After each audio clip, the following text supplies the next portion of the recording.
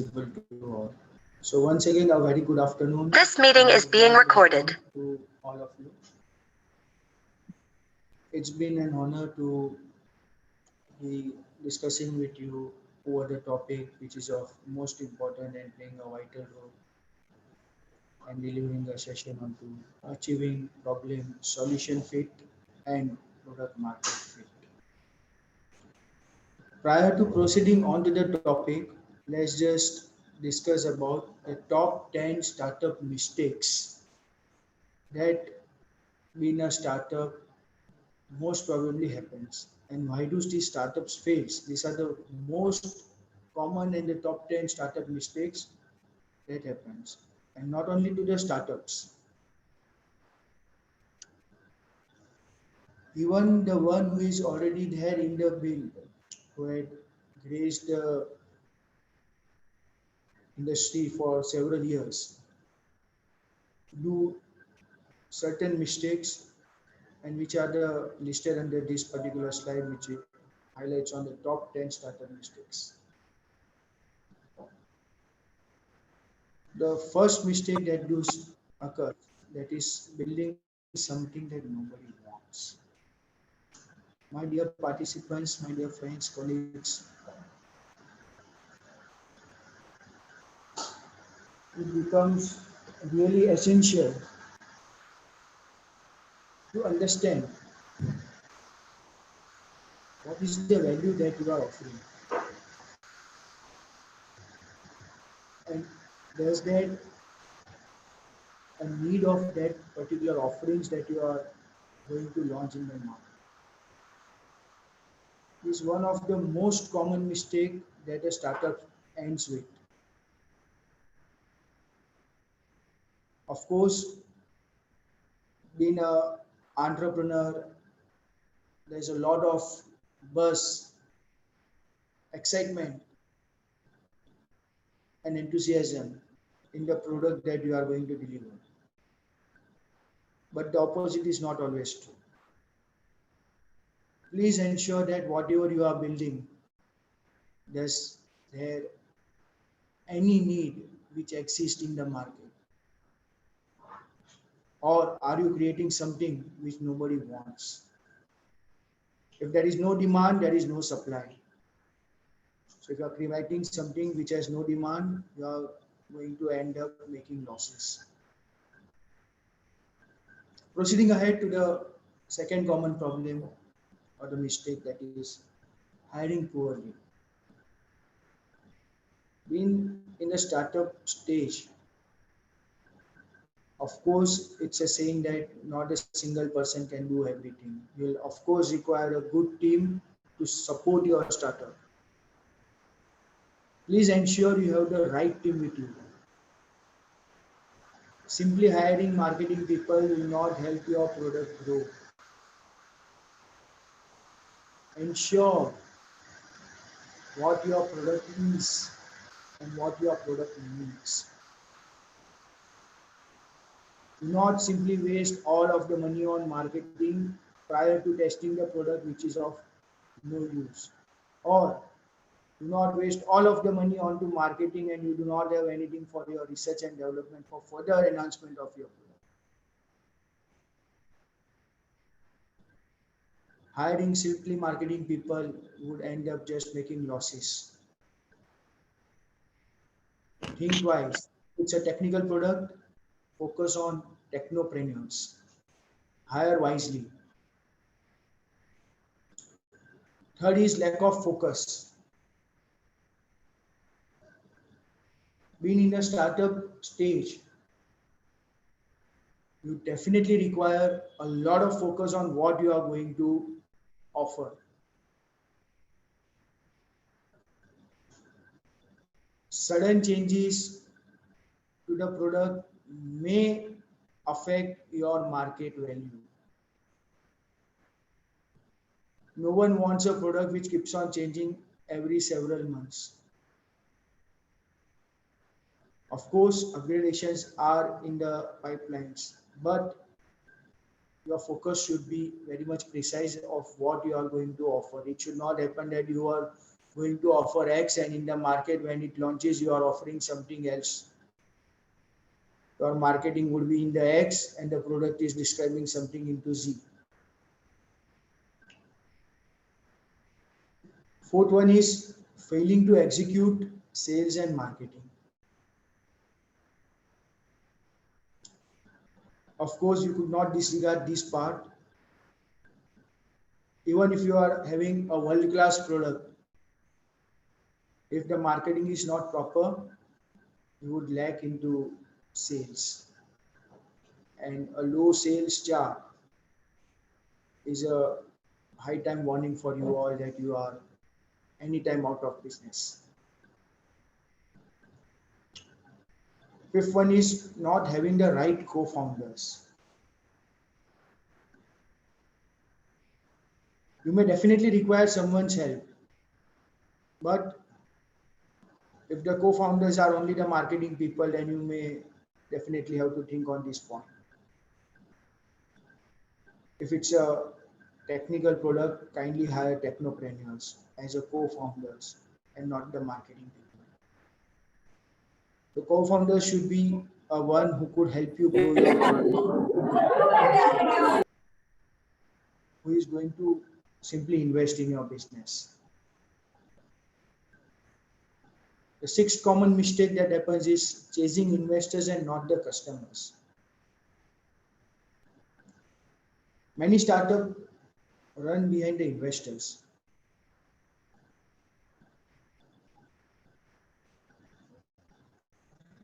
Investor is one part of your startup journey.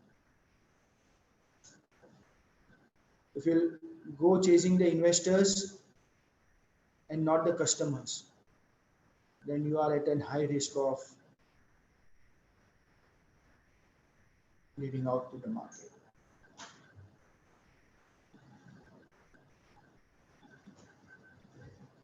Seventh common mistake is not making sure you have enough money. Even if you have investors, if you have good background, but if you do not know how to manage your cash flow or finances, you may burn up everything into marketing and you may have hardly something to work on your product or your research and development for further enhancement of the product.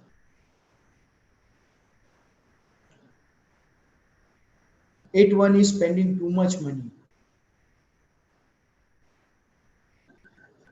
It's a saying into the entrepreneurship world that if I have enough cash flow and liquidity in hand, I can do anything.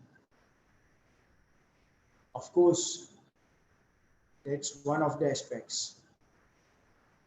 But simply burning out full sum of amount onto something which is not giving you neither short-term nor long-term benefits may risk up your startup idea. Think thrice before spending each and every penny that you are having. Ninth most common mistake is failing to ask for help. Of course, as an entrepreneur, you are confident, you are sure enough that your idea would be the world best idea. And it has to be. But never fail to ask for any help that you are stuck in. If you are going with a good confidence, it's good. But if you are into overconfidence, you are at risk. Do not neglect this part. You may definitely ask help in regards to product development, to the technopreneurs, colleagues, family friends who could help you build, only to the person who will be able to help you in this particular case. And the last, the most common mistake that was being observed was ignoring social media. Today, my friends, world has shifted to digital platforms.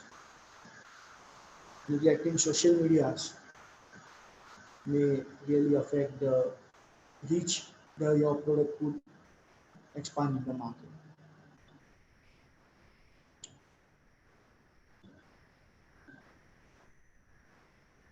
These are the top 10 startup mistakes that each and every budding entrepreneur should definitely focus on and try to avoid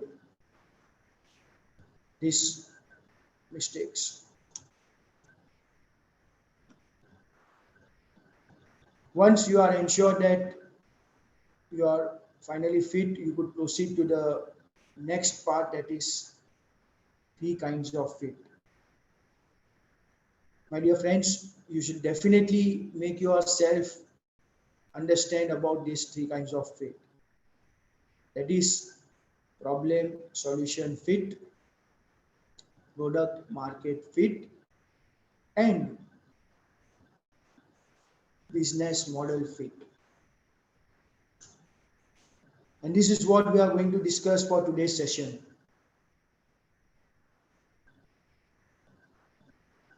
And it will ensure while doing this that if you are achieving these three kinds of fit, you will at the minimum risk of failure.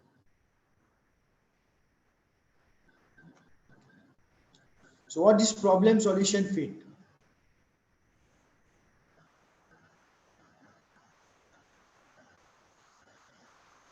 Problem solution fit requires an entrepreneur to feel the pains in the market. It really requires an empathize stage to know what is the problem in the market. What is the present problem that a customer is facing?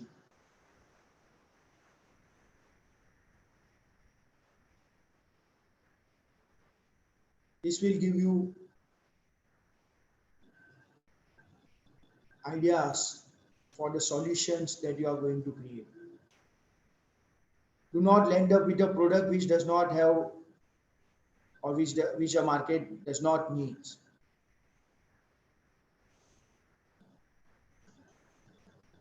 Understand the problem in the market.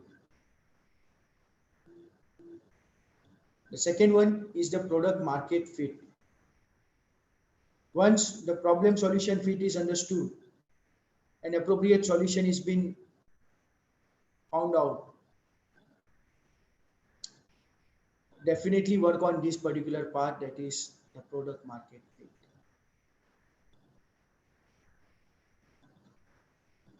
Check whether the solution that you are offering through the product that you have developed is fit for that market or not. Check out for any competitors in the market. Check out their pricings. What is that you are offering which no one is offering presently in the market? Are you really solving the problem? Does your customer really needs this product? And you get answers to this, you are validating your product market fit.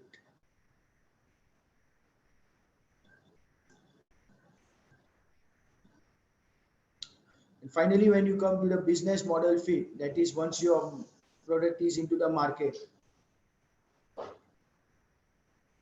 and you have started generating revenues into 2 digits, 3 digits, 4 digits, 5 digits for long term,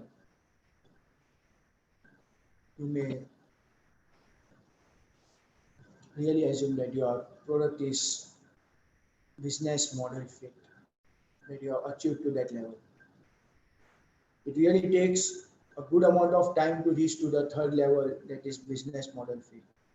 Generating negligible revenues or profits in just 5% or 10% would never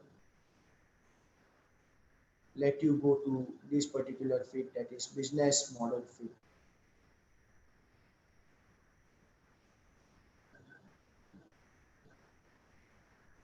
For the business model fit, your profit margin should be at least 25% for consecutively 3 successive years to ensure that your product would satisfy your business model fit.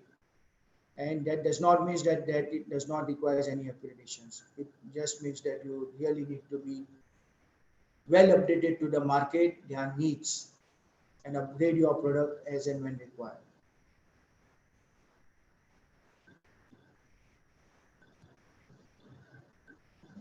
So what this product or problem solution fits?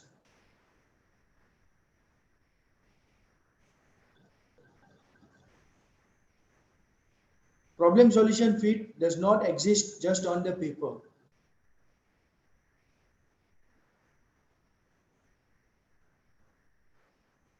You need to go to the empathy stage.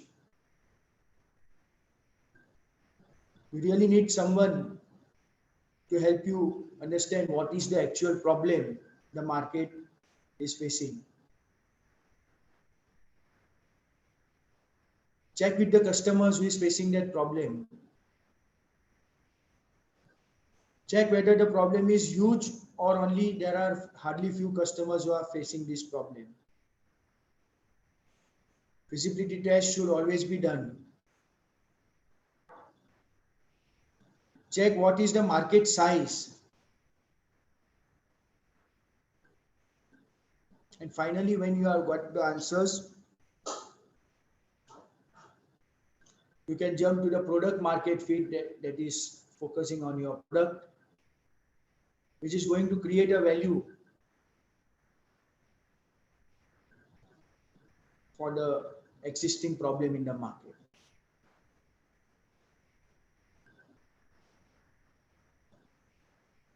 To achieve this, you will have to again and again go back and forward between the proposed idea and the pain in the market, and experiment it out with the customers, focus groups, to learn whether your product is really solving the problem or not. And once you get sufficient data about the crucial elements of the product, that you'll be absolutely sure that it is going to create a value, some value to the market.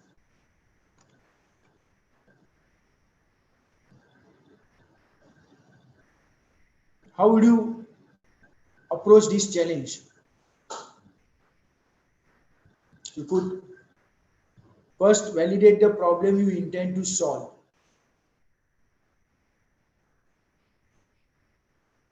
Being an entrepreneur, it does not mean that I'll just come up with any product and go directly and sell in the market. Kindly intend to solve. This starts with understanding the severity of the problem that you are going to solve.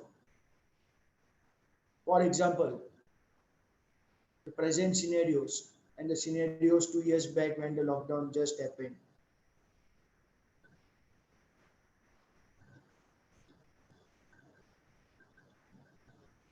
I still remember when the lockdown happens. What was the problem in the market? There was no N95, there was lack of N95 masks, lack of hand sanitizers.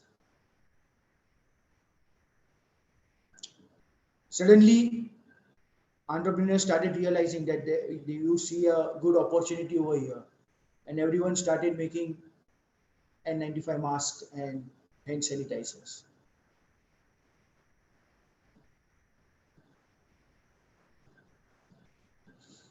At the same time, there was a severe problem that no one focused on, that was creating vaccines or medicines.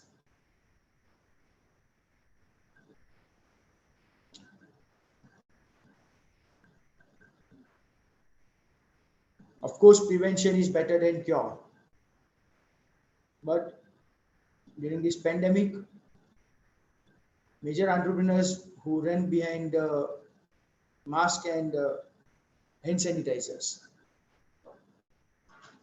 because there was a huge market for it. But there was a separate market again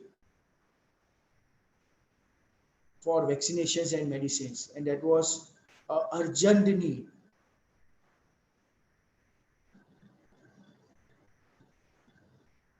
Slowly, steadily, after 9 months, we got a good news. Few vaccines got emergency use authorizations. But then too, as of now, there is no direct medicine to the problem. And if you can come up with that problem, of course, there is a huge demand to the problem that you are going to solve. Even though there are tons and tons of hand sanitizers being purchased by the customers, if there has been a product which will cure this illness, you are really creating a value in the market. And your product is really creating a good space, and a market size is too huge to be solved for.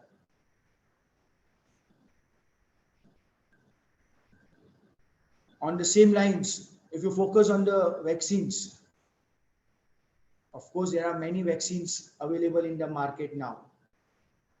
But still the entrepreneurs are doing researches to investing in the R&D labs to develop more vaccines. And the vaccines that could be initiated through nasal. So if that becomes a success,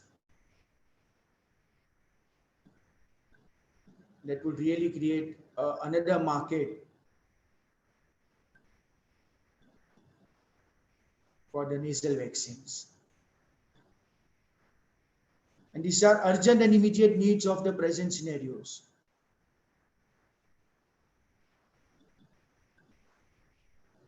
So understand the severity of problem that you are intending to solve. If you are launching a medicine of corona 10 years afterwards, when the virus is almost at the end of its worst, there is no market, hardly any market that you will get. It may happen that corona may become a normal cold and flu-like things and remains with us for a long time.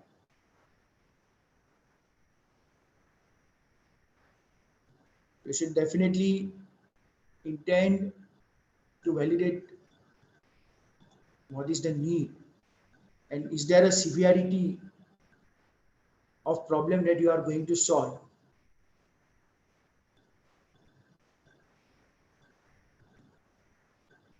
On the same grounds, if I am launching a luxury car showroom,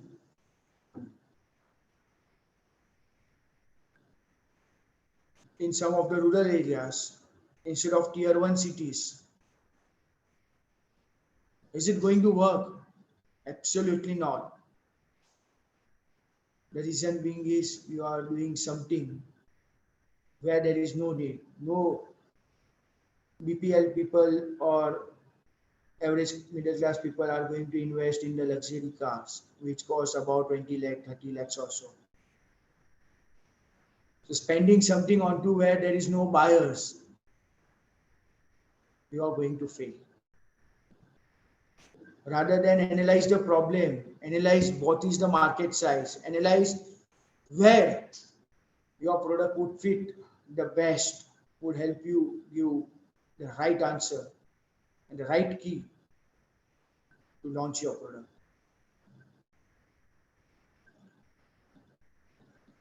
Otherwise, you would just end up delivering just nice to have value instead of proposing something that your target customers may be dreaming of, or maybe something you haven't dared to dream of. And to answer to this, Steve Blank and Bob Doff had created a sophisticated scorecard which includes the 7-point criteria on a scale of 1 to 5 or on a scale of 1 to 10 to work on to answer to your segment problem validation. which focuses on first, what is your customer segment? Followed to how painful the problem is. Followed to, is this an urgent need for the solution at present? Of course, if you are coming up with some good vaccines, that is nasal vaccines, yes, there is an urgent need. There is a market. Of course, if you are going to bring some corona medicines, which is really creating value and it's really effective on coronavirus, yes, there is an urgent need, immediate and urgent need. Whole world is waiting for that. If you are proposing that solution, would they pay for a better solution? Of course. If you are creating a value like we just discussed now, a new nasal vaccine or a corona medicine, there's a huge market. People are ready to pay for it. But at the same time, you are opening a luxurious car showroom in the rural areas. Who is not even buying a scooter? There's no market there. You're wasting your time. No one is there to pay for a solution. Selling a hatchback in Dubai, where people are fond of driving limousines, you're wasting your time, your efforts, your money. A person who could buy a Lamborghini would never invest in a small hatchback which would have no features and would be just nice to have product there.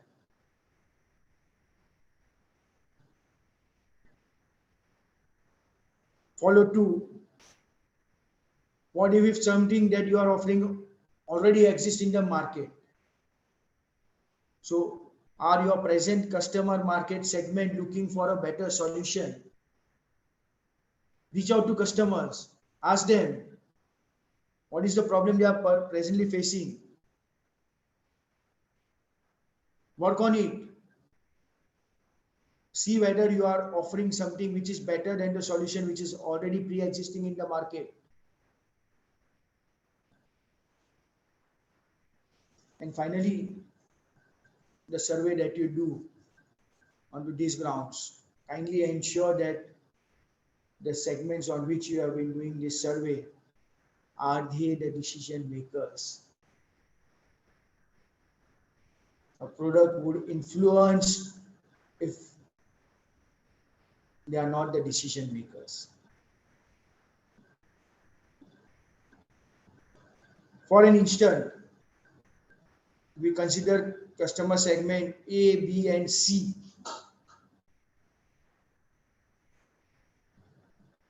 Considering a region of luxurious car, region A being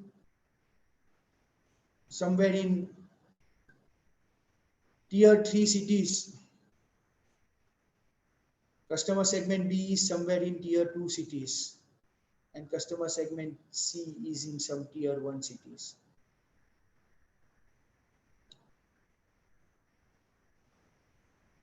You are offering a luxurious car. Before launching that, do work on this scorecard. Tier 3 cities wherein there are not huge number of people who are fond of using the luxury car, and there are not many people who may invest hugely onto luxurious cars. You may end up making losses if you are doing so. Tier 2, you may find that there are nice to have customers who are really interested in your product, but there are not wholesome of customers which would serve you, and again you are at a high risk. And tier 1, you are sure of that you are having multi-millionaires onto these segments, and they are really readily available to invest in such luxurious cars.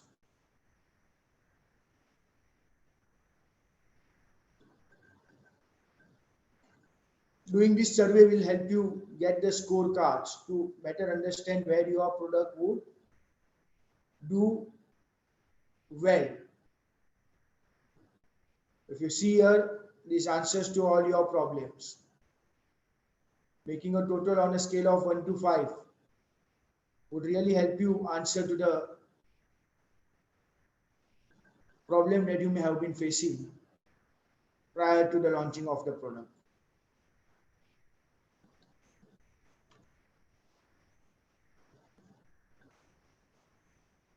Many entrepreneurs works on assumptions. We already discussed that since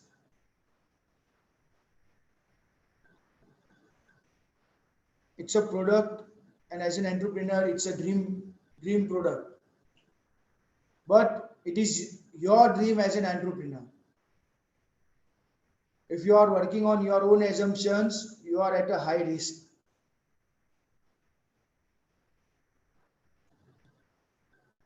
Do not assume the customer's problem.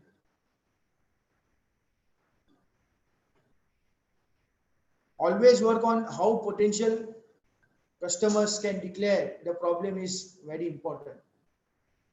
Just asking the neighbors, do you have a problem? And coming out and reaching to a solution would not help you out. Or simply sitting at home and thinking that I see this is a problem and this is the solution would not help you out.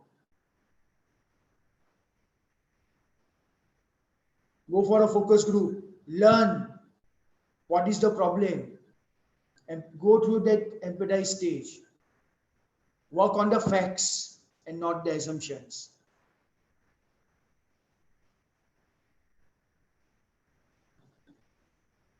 Reach out to customers.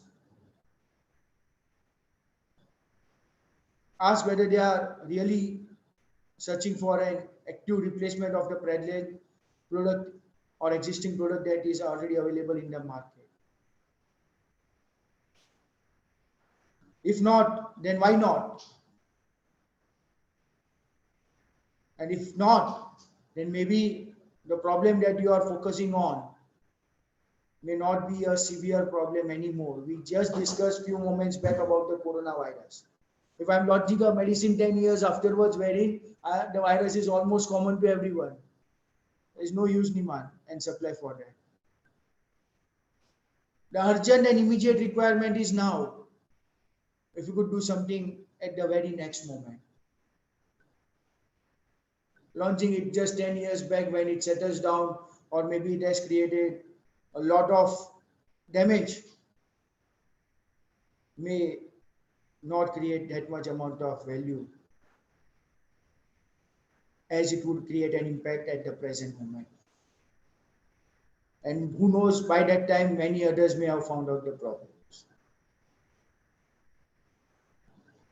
As an entrepreneur, always check the facts and do not assume what the market needs. Proceeding towards the next part, that is, validate the solution you intend to propose for the validated problem.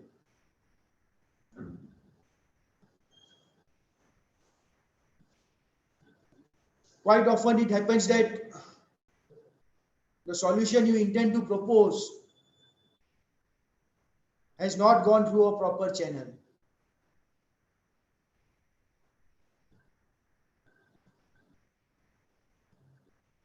The question would be whether or not you can deliver a much better solution for the pre-existing problem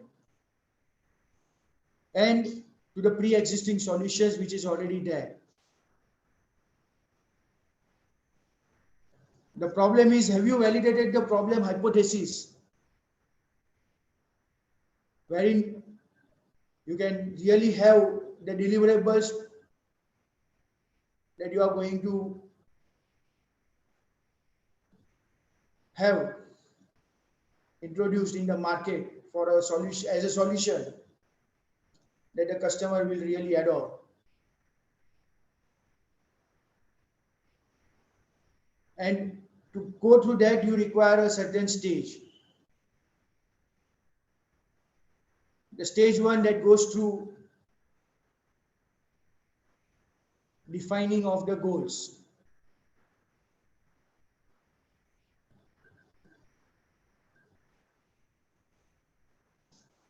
Should you validate your market, problem, or product?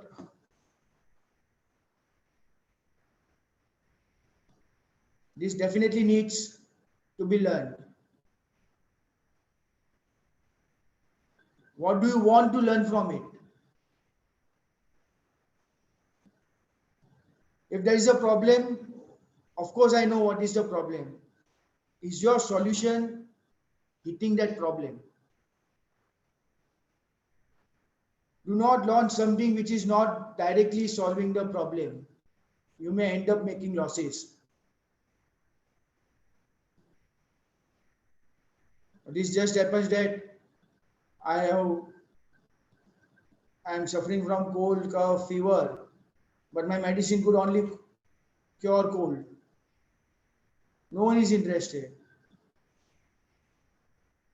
A person is sick, they require medical attention, a proper medicine which could hit on all the three things. If your medicine is just focusing on cold, what about the headache? What about the fever?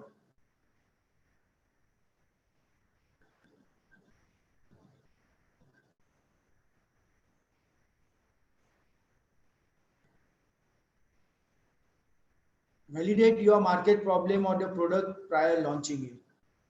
Develop a hypothesis. Know what are your most critical assumptions related to your idea. What are the minimum success criteria that you will require to achieve that? Undergo vigorous experiments onto which method would be the most suitable one for testing of your assumptions. And how do you plan to execute such tests? And finally, validate it out. That whether your assumptions and the facts that you have collected are really true. Do pivotings. And come up with certain things that would help you out solve to that particular problem. And to determine such things, these are the listed below are the most of the startup rules that is been followed for the solutions of the validation rules. That is, more than 50% of customers would like to try our product and signed up to become a beta users. So if there is a pre-existing product, then you may definitely work onto it. And learn whether your product is really worth launching. And if it is, then look for the target customers. This could be done with the help of beta launch. Many companies does roll out beta launch as a part of trial to just learn how many customers are interested and what would be their product size, the market size. Coming towards more than 50% of customers who tried the product would recommend it to their friends. Of course, the world works on the word of mouth. If there is no word of mouth publicity, your product is going to fail. If you have purchased the iPhone and there is no buzz about that iPhone in your friend circles, who cares? It's an iPhone or a normal phone.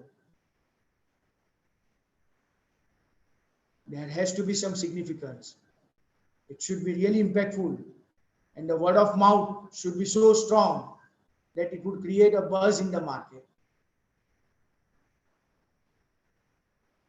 The normal phone and the iPhone does almost the same thing. But yes, the feature that iPhone would give, the brand value that iPhone would give, you would not get in a normal smartphone. At least 40% of customers consider the product or service as must-have. Learn about these things. Go to the focus groups. Try to learn the solution that you are providing. Is there customers for that? And are they answering is that yes, your product should be a must have in the market? Followed to at least 40% of customers indicate that they would be very much disappointed if they no longer have access to a particular product or service.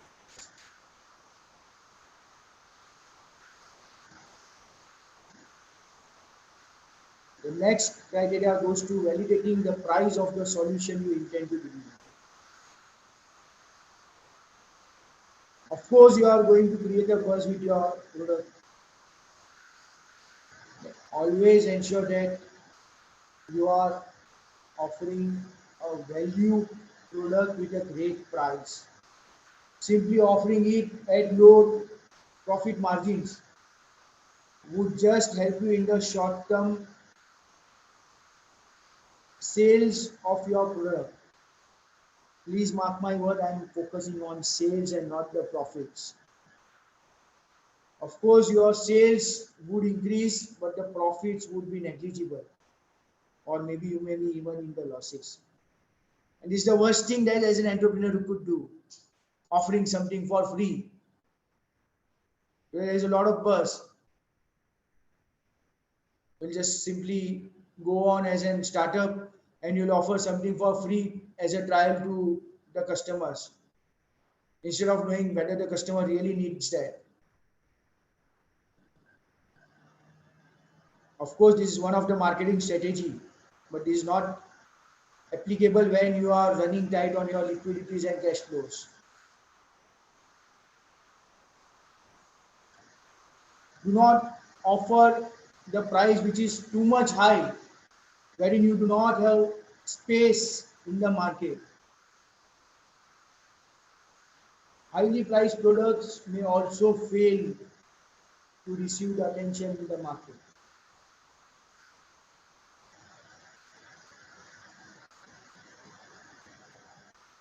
Hit on the correct pricings, know what your competitors are offering. Do an evaluation. If your offer for X, might be your competitors may suddenly offer X minus. There's a huge competition in market. They'll do anything to pull out if you are as a startup offering something really good. Even they can offer buy one get one free, or they may even offer buy one get two free. Those who are really there in the market. So think thrice prior to fixing a price for the solution that you are offering. You may eventually go for production of a pilot batch of products and sell it at a random price at different geographical locations to know how your customers may intend to pay for your product. But as just discussed few moments back, this is just feasible only and only if you are good in your cash flows and liquidities. If you are running tight on your financial parts, please do not think of trying this out. That really does not mean that you are nowhere in the market. So what if you are not able to do this producing of the pilot batchings and trying the different pricings? What to do now? Make use of digital marketing platforms. Yes, my dear friends. Today, the world is on e-commerce. You may have seen many ads on two e-commerce platforms prior to the launching of smartphones. Notify me. What does that notify me means? Is this a marketing? Yes, it of course is a marketing. It's not a free business for them. You are listing something on the e-commerce that you are going to launch such certain products, and you are giving a notify me button. Hitting that will definitely give you the number of engagements and the number of customers who would be really interested in your product, which will give you a rough idea of how much quantity you should go for producing in the market. and at the same time would really alert you if there is no traffic in your product, if there is no engagements, whether you should launch or you should hold back and work on it.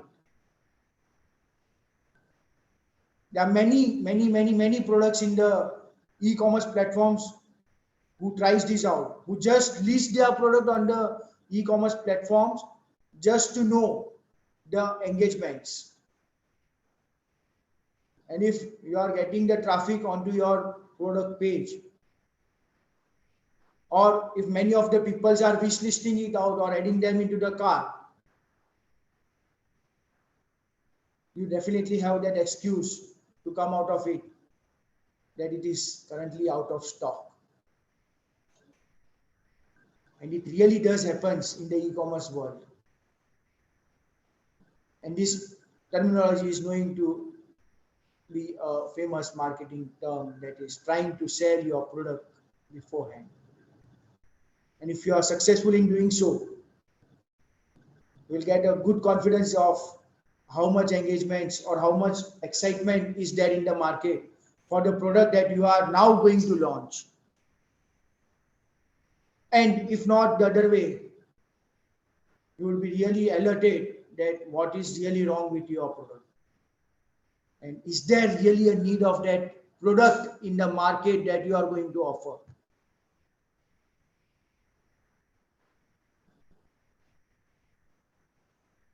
Once you are done with the market fit experiments, you should definitely review your results and ask the following questions.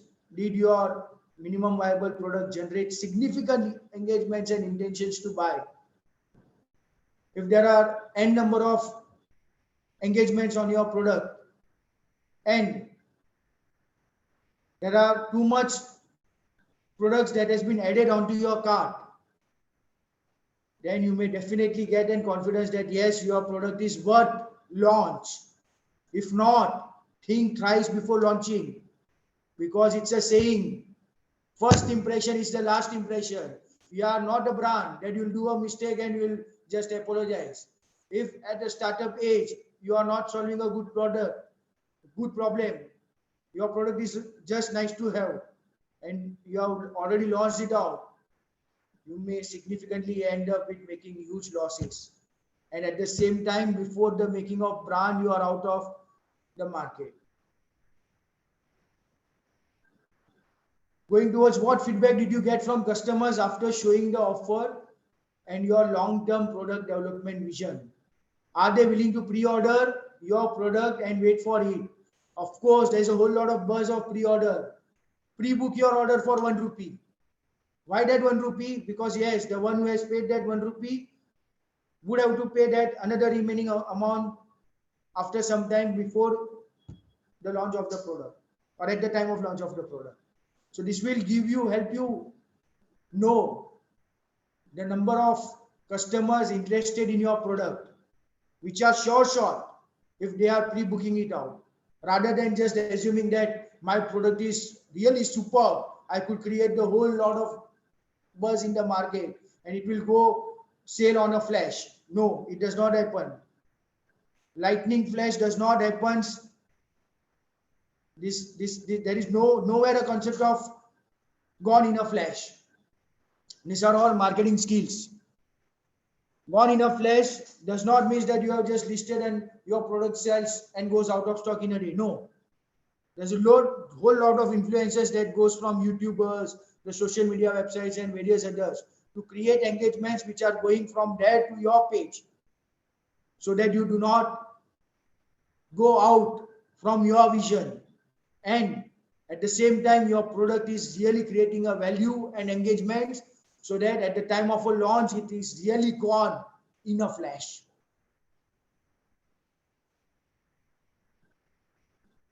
Follow 2, is your business model still profitable after verifying the price and the rate of intention to buy? And this really will help you out extending towards the next fit, that is the business solution fit. Moving towards the next point, that is validating the target segments with the most potentials. Do not do experiments who is not your target market.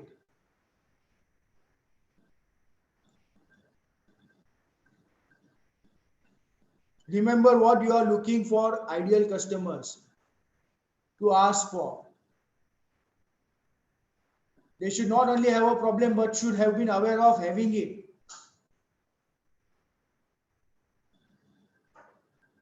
If the problem which is not tickling them in the daily life would have no value to the solution that you will be able to create.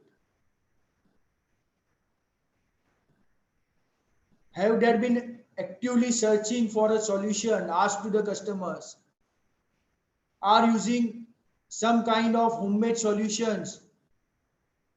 Have or able to acquire a budget to buy a solution? If you get answers to these, you are really getting close towards your product market fit. And for that, you could definitely work on the segmentation categories, which works from demographics to geographics to behavioral to psychographics. Not all the points which is listed under the categories would be satisfied, but this will really give you a good idea of it. For example, if you are launching a perfume in the market, work on the demographics. For what age group is your fragrance accepting? Of course, the teenagers would like a strong fragrance, but people above 50 or above 40 would like a mild fragrance. The gender, whether it is launched for male, female or unisex. Income and education hardly matters to the launch of the perfume in these segments and the family and all. For the geographical parts, study what is the country and city that you are launching there. What is the flavor, what is the climate density, populations, who would be able to, which would be help you to learn about your product. Learning the geographical locations would help you out for the inventories that you will require to maintain for the product that you are going to launch, that in case in future if there is a lot of buzz, then you have been able to suffice the need of the market and there is sufficient supply of that particular thing in the market. Followed to behavioral, that is purchasing the usage, the purchase usage. See when once your product is sold, whether there are repeated customers, whether there are someone who is really interested in buying your product again, how often they are buying your product again, what is the frequency, what is the life cycle stage, so far and so forth. Psychographically, their interest, so far and so forth. These categories would definitely change from product to product. Decide the categories, and of course you may not be able to answer to all the bulletins, but yes, hit on to the bulletins that is of the most interest of your product.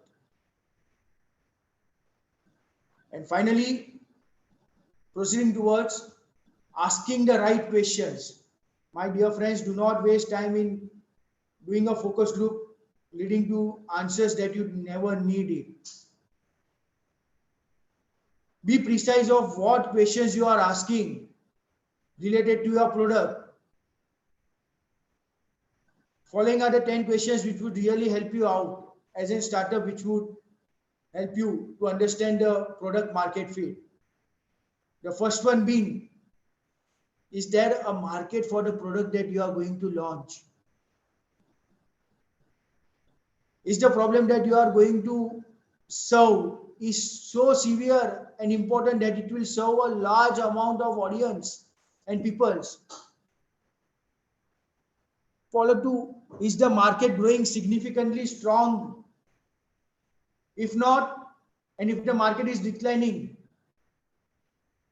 You are on an alert stage. No one, as an entrepreneur, never think of launching a product wherein the stage is already declining. And if you are doing so, you are at a high risk.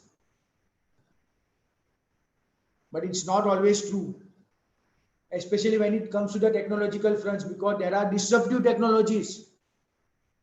Of course, some technologies are degrading now. But if you are sure about your technology, that this is going to create a buzz post-launch,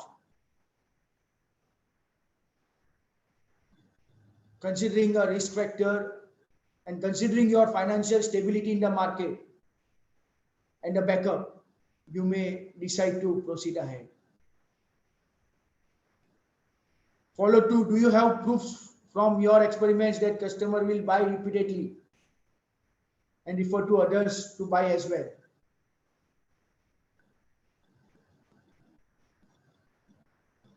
If it's a one-time purchase product no one is interested in, at a scratch your one lot would be clear. The other lots would suffer a lot. No one wants the product which is just nice to have, and if there are no repeated customers, there is no good market for that particular product. Work on if some segments responded better, faster, or with larger orders. For example, we took an example of the luxurious car. Of course, selling a luxury car in the rural area and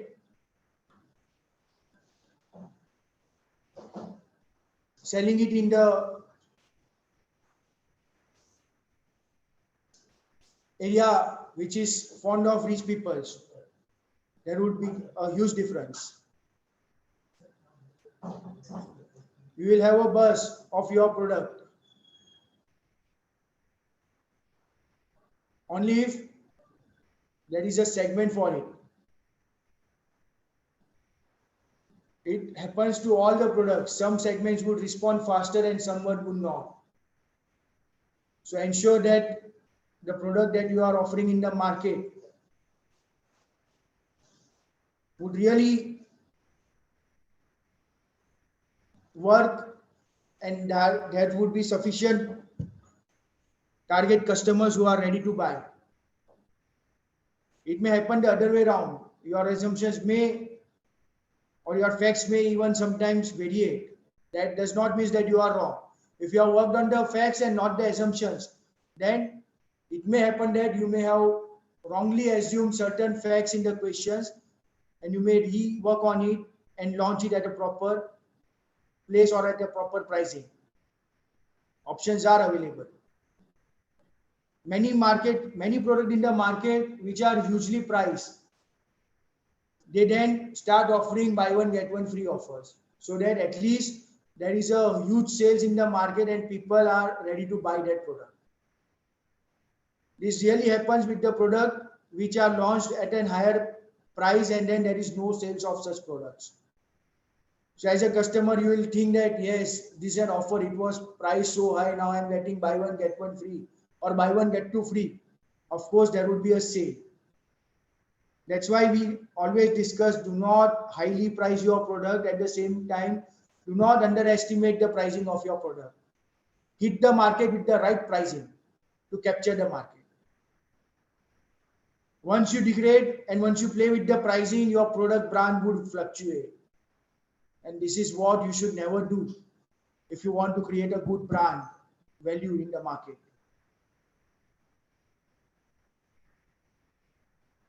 Can you describe a daily life of a typical customers who you are pitching your product to? How would you know the customers in terms of what they read, trade off, and what are the celebrities that they follow? This will help you out in the marketing regards to hit out to the customer segments. Who are your competitors? Which of them have emerged unexpectedly? It may happen that you have launched your product and your competitor may come up with the upgraded version of your product. How better is your product? Can you draw the sales pipeline or funnel for your product that you are going to achieve? and what are your expected marketing cost and task that needs to be completed to reach your target customers. When you answer to these questions, you are really focusing towards creating a value. But it may happen that even after evaluating these things, you are not getting satisfactory results in the market. So nothing to disappoint, my friends. You can definitely work out onto the same grounds, but changing the questions that you may need to focus.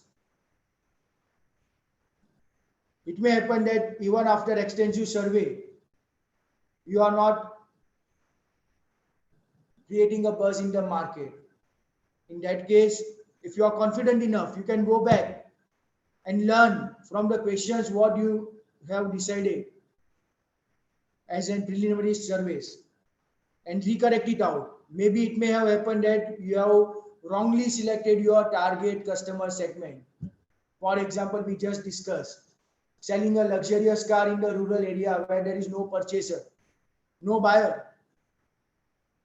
Of course, you are going to make losses if there are no buyers and you are just launching a showroom of luxury cars. So it's never too late to apply a correction factor. Rework on it, do pivotings, understand, be confident about your product, and you will be stable if you are sure about your product.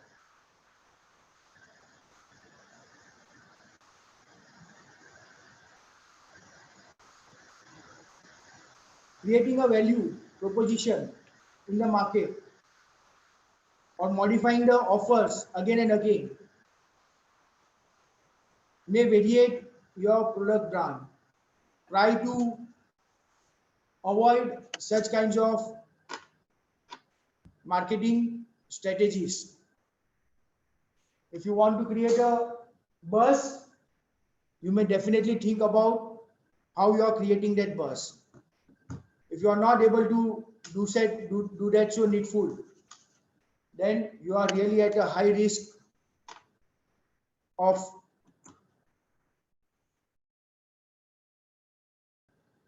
degrading the value of your brand before it is actually launched.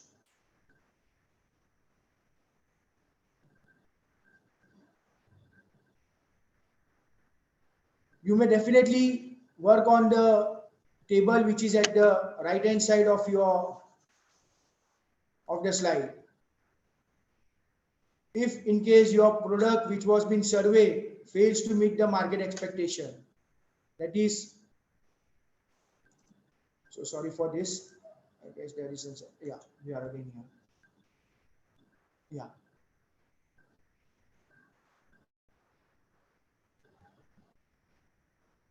Is my screen visible?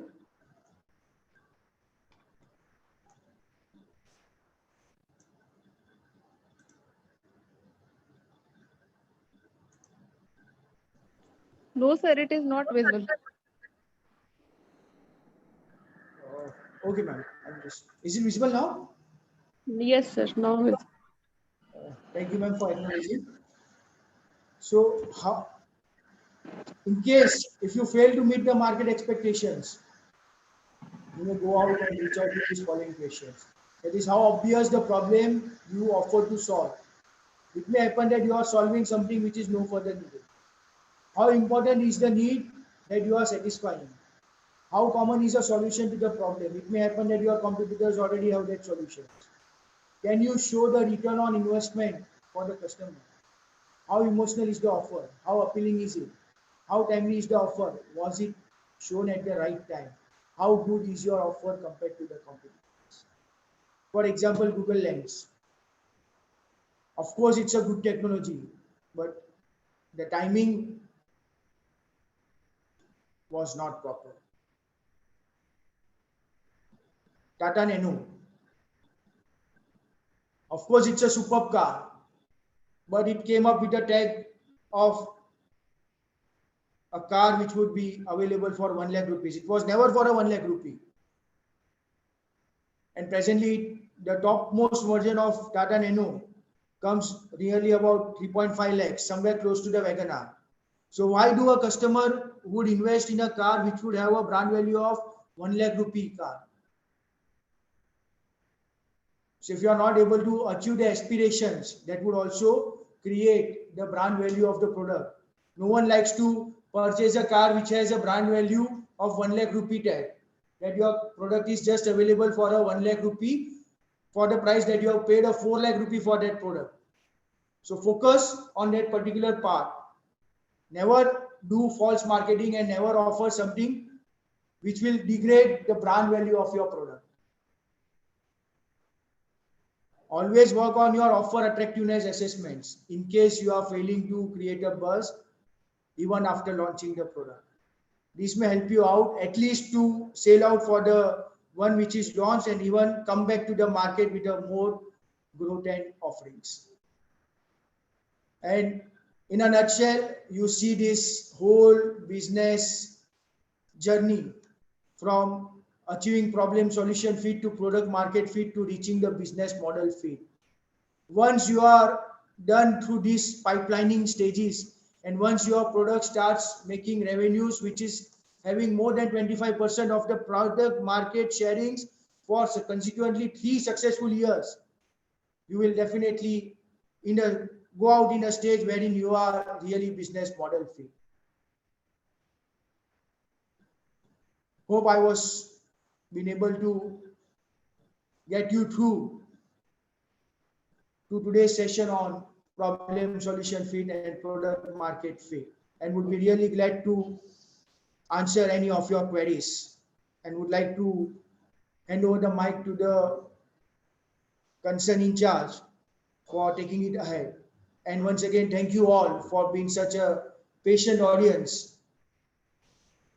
Over to you, Dr. Preeti Mishra, madam. Thank you, sir. Divyansh. Yes, ma'am. Yes, beta, you can proceed for formal. And thank Thank you, you sir, so for much. such a nice session. Yes, beta, you can continue. Thank you so much, ma'am. It was indeed such an insightful session. Your talks definitely took us through the very fundamentals to many visionary objectives. Sir, we have learned so many things from this session, including today world is based on e-commerce. First impression is last impression, and you have given such an example. If I am feeling not well, but I have headache and fever, then I to have medicine for fever, then no one buy it. And next is just go there where there is requirement of our product, not where there is no requirement of it.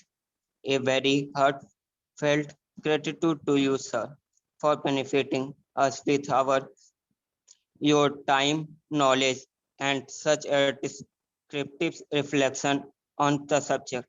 I would also like to extend my gratitude towards our estimate faculty coordinators, student coordinators, and our audience for contributing towards making this session a successful one. Now, I would like to invite Professor Abhimanyu sir to offer a formal thank you note to our guest. Over to you, sir. Sir,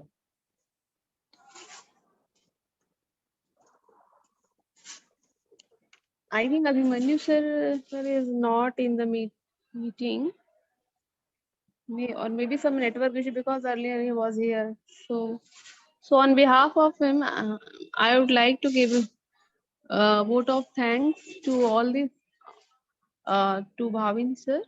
Sir, it was a very nice session, and the student must have learned a lot. And then then I would like to thank all the students, organizers, and other faculty members who have graced the session and have such a patience to listen a technical session based on the innovation and product market fit. So Thank you, sir. Thank you so much for such an interactive and brainstorming session. And it was a very nice presentation. And the student must have learned a lot today for this session, like how to achieve a product market fit and how necessary it is to have a scalable business in the future from your innovative idea. Thank you so much, sir. And thank you all the students. Now I am ending the meeting. Thank you, ma'am, and thank you all the participants for really be patient for a long time. It was really pleasure delivering a session on achieving problem solution for the product market field. Wishing Yes, you sir, all a definitely. And we would like to have more association in future with you, as we all are working on the same path with same objective of the innovation and entrepreneurship. Thank you, sir. Thank you, everyone. Now I'm ending the meeting.